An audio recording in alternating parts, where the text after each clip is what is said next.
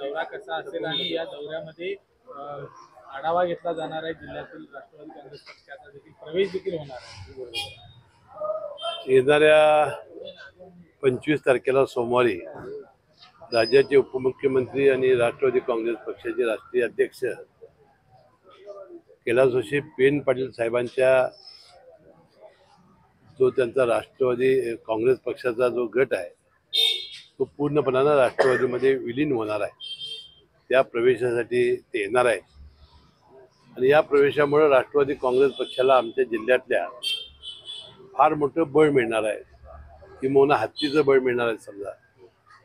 कारण करवीर तालुक्यामध्ये थोडी शक्ती आमची कमी होती आणि शक्तिमान माणसं आल्यामुळे आमचा राष्ट्रवादी काँग्रेस पक्ष हा जिल्ह्यामध्ये आणि करवीर तालुक्यामध्ये बळकट होईल आणि जिल्हा परिषदेवर युतीचा झेंडा फडकवण्यासाठी फार मोठी मदत होईल।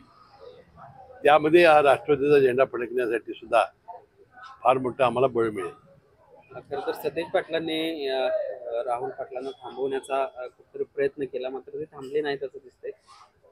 नाही, मी मागच्या वेळेला सुद्धा बंटी पाटलांना सांगितलं होतं की युती शासनाच्या या विधानसभेच्या निवडणुकीच्या अभूतपूर्व यशानंतर अनेक मंडळी, मग राष्ट्रवादी पवारसाहेबांचा गट असेल, उद्धव ठाकरेंचा शिवसेना पक्ष असेल किंवा काँग्रेस पक्ष असेल, यामध्ये अनेक मंडळी जात आहेत। आता राहुल पाटील आणि राजे पाटील या दोन बंधूंनी जवळजवळ एक महिनाभर दौरा करून आपल्या सगळ्या कार्यकर्त्यांची संमती घेऊन आणि सगळ्या आपल्या समोरच्या अडचणी मांडून त्यांनी येण्याचा प्रवेश निर्णय घेतला आणि बंटी पाटलांनी एवढं हळू होण्याची आवश्यकता नव्हती।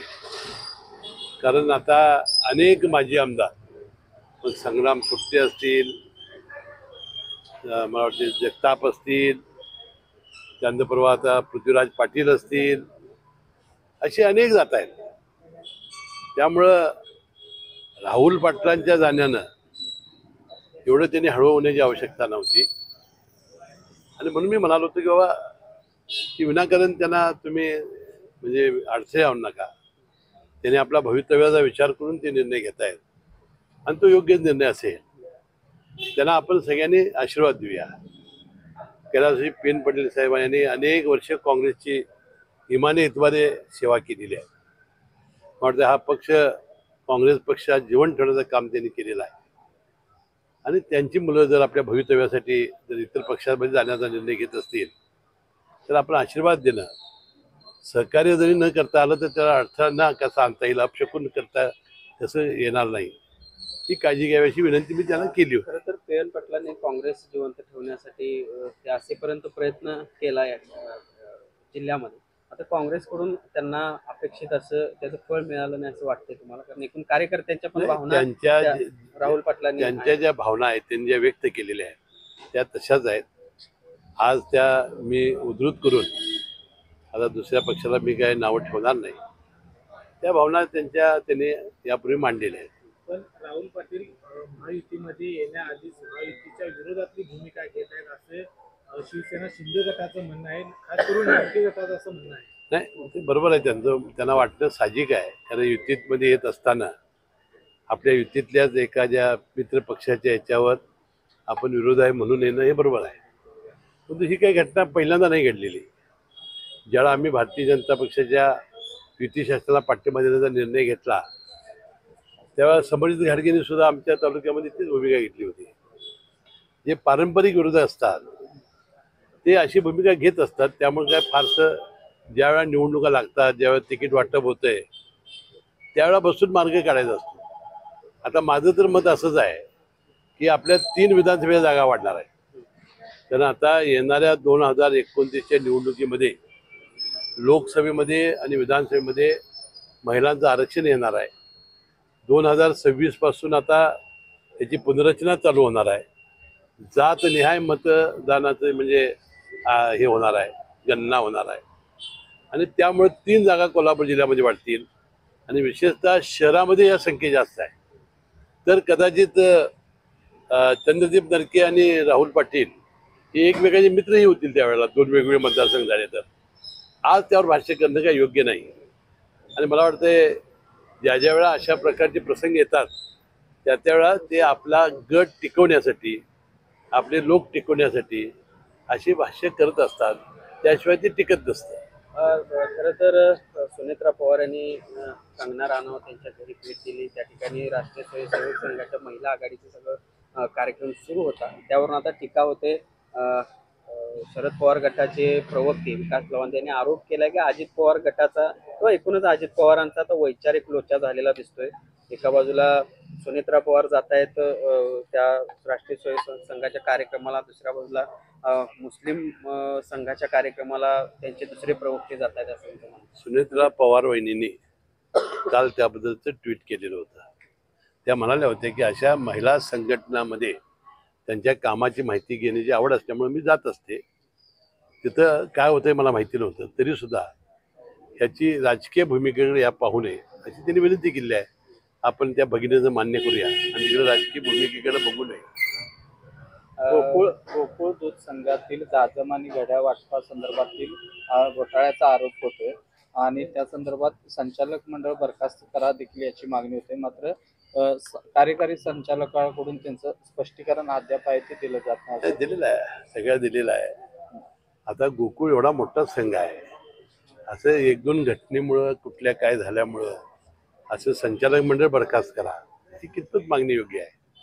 आणि आपल्याला माहिती आहे की आपल्या या गोकुळच्या निवडणुकीसाठी जी जी आश्वासन आम्ही दिली होती, 2 रुपये गाईच्या आणि म्हशीला दरवाढ देणारा आम्ही 12 रुपये देऊन टाकले, किंवा अनेक प्रकारच्या तिथं आपण योजना आणल्या. आणि मला वाटतं या भविष्य काळामध्ये एक फार मोठा संघ म्हणून उदयाला येतोय. कृपयाला अपशकुन कुणी करू नये अशी माझी विनंती आहे. महापुराला शक्तीपीठाशी जोडून राजू शेट्टी टीका करताना पाहायला मिळतात. समर्थक करणाऱ्यांनी या महापुराची पाहणी करावी आणि मग शक्तीपीठाबद्दल बोलावं. नाही, आता त्याबद्दल सुद्धा ज्यावेळा शक्तीपीठला विरोध झाला आणि विधानसभेच्या निवडणुकीच्या पूर्वी आपण ही भूमी संपादनाची प्रक्रिया रद्द केली आणि त्यानंतर जो करायचा आहे याबद्दलच्या भूमिका मुख्यमंत्र्यांनी मांडल्या. आणि याबद्दल मी तुम्हाला सातत्याने याच्याबद्दलचं निवेदन दिलेलं आहे की मुख्यमंत्री महोदय आणि युती शासनाला हा रस्ता करायचा आहे काय त्यांनी दडवून ठेवलेला नाही. रस्ता करायचा परंतु लावायचा नाही ही भूमिका त्यांनी मांडलेली आहे. आता त्यामध्ये बागायती जमिनी, आमचं होल्डिंग कमी आहे जमिनींचं जिल्ह्यातल्या, त्यानंतर आमच्या शेतकऱ्यांच्या जमिनी फार कमी आहेत, त्यानंतर महापूर येतो, कदाचित हा जर बंधारे झाले म्हणजे भराव झाले तर हे सगळ्याची आता चर्चा झालेली आहे.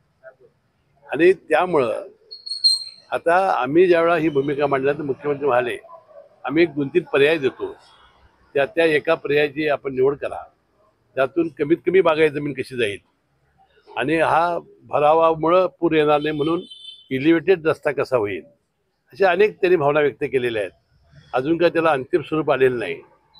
परंतु माजी मित्र बंटी पाटील यांनी परवा 15 ऑगस्टला शिवारामध्ये जाऊन झेंडावंदन करून खरडा भाकरी खाल्ली. त्यावेळेला नितीन राऊतांना बोलवलं असतं तर बरं झालं असतं.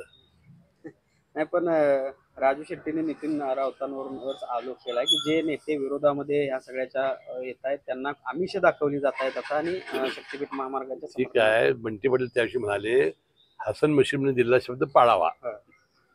मग आता नितीन राऊतच त्याचा पाळणार तर आता माझ्या पाळण्याबद्दलची अपेक्षा करतायत. मी माझ्या भूमिकेची ठाम आहे. आम्ही शेतकऱ्यांना विश्वासात घेऊ, आम्ही कमीत कमी बागायती जमीन कशी जाईल ते बघू आणि हा रस्ता करायचा आहे मुख्यमंत्र्यांना हे त्यांनी काही दडवून ठेवलेलं नाही. म्हणजे असं काय लादणार नाही भूमिका घेतलेली आहे. माझा आमचा विश्वास मुख्यमंत्र्यांच्यावर आहे. रोहित पवार अजूनही सरकारच्या विरोधामध्ये आक्रमक दिसत आहेत. आता कोकाट यांच्या नंतर संजय शिरसाट यांच्याकडे मोर्चा वळवला. तर सिडकोच्या 12 एकर जमिनीवरून चर्चेला येण्याचं आव्हान रोहित पवार यांनी दिलं. नाही, याबद्दलची मला काही माहिती नाही. आता ही माहिती ज्यांच्याकडे असेल त्यांना तुम्ही उपलब्ध केली पाहिजे. आणि मी सुद्धा काल प्रसारमाध्यमामध्ये ही बातमी वाचली आणि त्यावेळेला अजितदादांनी सुद्धा आणि आम्ही सुद्धा रोहित पवारांना अजित पवारांची जागा घ्यायची किती घाई झालेली आहे याबद्दल आम्ही वक्तव्य केलेली होती त्यावेळेला. संधी अधिकाऱ्यांच्या प्रदेश दौऱ्यावरून नाही ते मुख्यमंत्री आक्रमक झालेले. विना परवाना मंत्र्यांच्या संधी अधिकाऱ्यांनी अभ्यास दौऱ्यासाठी परदेशी जाऊ नये अशा पद्धतीचं फर्मान काढलेलं आहे मुख्यमंत्री. नाही, योग्य आहे त्यांचं.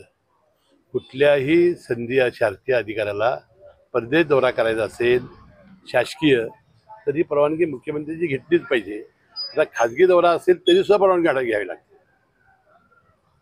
राहुल गांधी मत चोरीबद्दल वक्तव्य करतायत, त्यांनी दौरा सुद्धा काढलाय. त्यातच आता ओम निंबाळकरांनी सुद्धा आपल्या भागामध्ये मत चोरी झाल्याचा आरोप केला. आता याबद्दल निवडणूक आयोगानं अनेक वेळा मत व्यक्त केलेलं आहे की राहुल गांधींनी शपथपत्राद्वारे आपलं म्हणणं काय असेल ते मांडावं, नाहीतर माफी मागावी. आता काय नेमकं झालेलं आहे, आता आपल्या जिल्ह्यातल्या मतचोरीबद्दल कुणाचाही आक्षेप नाही. आमच्या जिल्ह्यात तर कुणी बा मत चोरी कुठे झाली असं काय सांगितलेलं नाही. त्यामुळं आता आपल्याला दुसऱ्या जिल्ह्यातलं काय झालंय हे काय मला माहिती नाही. वराह जयंतीचं राजकारण नाही ते सुरू झालेलं आहे. आता काय मी बोलणार त्याच्यामध्ये. सर्किट बेंचचा प्रश्न मार्गी लागला. आता कोल्हापूरच्या हातवाडीचा प्रश्न. आता आपल्याला 3 गोष्टी करायच्या आहेत. हे जे सर्किट बेंच आहे हे गवई साहेब म्हणाले की मी आहे तोपर्यंत खंडपीठ करणार आहे. त्यांनी भाषणात सातत्याने खंडपीठच वाक्य वापरलं. ते खंडपीठ करण्यासाठी 2-3 महिन्यामध्ये ते आहे तोपर्यंत करणं. जी आता नवीन जमीन आपण शेंडा पार्कची घेतलेली आहे तिथं नवीन इमारत सुरू करणं, या गोष्टी तर आपल्याला कराव्या लागतीलच. त्याची हद्दवाढ करावी लागेल आणि त्याशिवाय IT पार्क आणावं लागेल. आता मला वाटतं हा विकासाचा महाद्वार उघडलेला आहे. कोल्हापूरचा 20% GDP याच्यावर वाढणार आहे. तर आत्ताच माझ्याकडे वकील मुंबईची चौकशी करतायत, आम्हाला कार्यालयाला एखादं फ्लॅट मिळेल काय, राहायला मिळेल काय. म्हणजे मला वाटतं ही रिअल इस्टेटची एक बूम तयार झालेली आहे आणि त्यामुळे फार मोठ्या प्रमाणात हे इन्फ्रास्ट्रक्चर तयार होण्याची गरज आहे. पोलीस आयुक्त एक राहिले. पोलीस आयुक्त एक व्हायला पाहिजे, ते होईलच. पोलीस रस्त्याबद्दल थोडीशी मुख्यमंत्री महोदय आणि एकनाथ शिंदे साहेबांना भेटून आता पावसाळा झाल्याबरोबर जास्तीत जास्त निधी आणण्याचा प्रयत्न आम्ही करणार आहोत. न्यायालयाने जी टिप्पणी केलेली आहे खड्ड्यांच्या रस्त्यासाठी पूल दिला, महामार्गावरती तो जे केलेला आहे तो महामार्गाच्या ते त्यांनी केले आहे त्याबद्दल त्यांचं म्हणणं आहे जर खड्डे चांगले नसतील तर टोल घ्यायला द्यायचा. ही भूमिका रास्त आहे. मला वाटतं त्याची अंमलबजावणी शासन करेल. सर दुसरा एक प्रश्न म्हणजे ऑनलाईन गेमिंगच्या संदर्भामध्ये आज आता केंद्र सरकार त्याला अधिकृत मान्यता देण्याच्या विचारामध्ये. एका बाजूला बघतोय आपण त्या ऑनलाईन गेमिंगच्या नादात मुलं किंवा नाही, युवा तो काय कायदा मी काय बघितलेला नाही, समजावून घेतलेलं नाही. त्यामुळे काय अधिक भाष्य करणं उचित होणार नाही.